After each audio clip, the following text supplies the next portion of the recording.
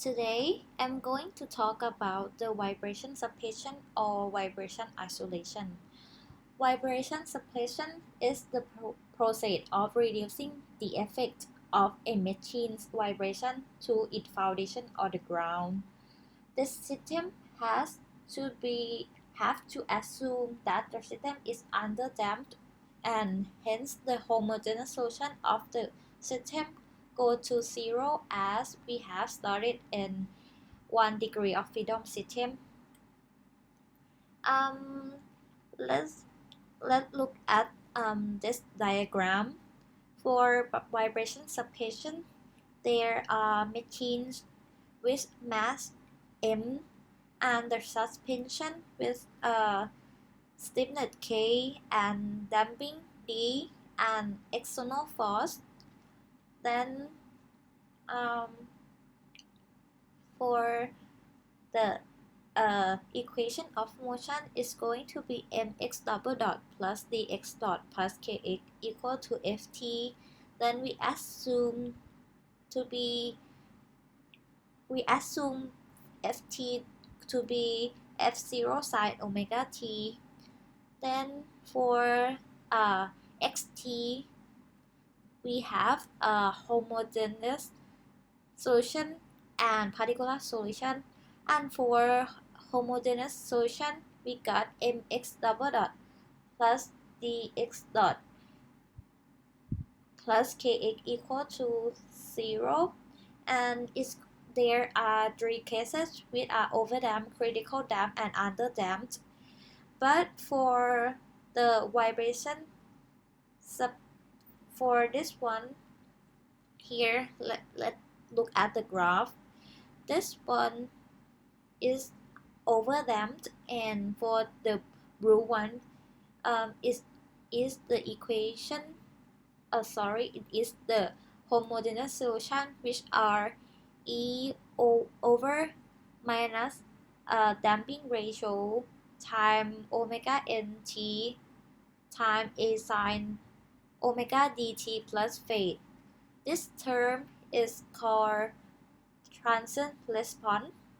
Then let's look at the particular solution. For a particular solution, it is mx double dot plus dx dot plus kx equal to f0 sine omega t. Then for a possible solution, there are sine and cos. Then we're going to use sine cos term, then it will be a sine omega t plus b cos omega t, or it can also be c sine omega t plus minus phase, or d cos omega t plus minus phase. Then we differentiate x dot p equal to omega a cos omega t minus omega b sine omega t. Then we differentiate again. We got x double dot equal to minus omega a sine omega t minus omega square b cos omega t. Then we simplify this one by take omega minus omega square out, and then we got minus omega square time a sine omega t plus b cos omega t. Then we substitute this each one into this equation, and then we got this one. After that,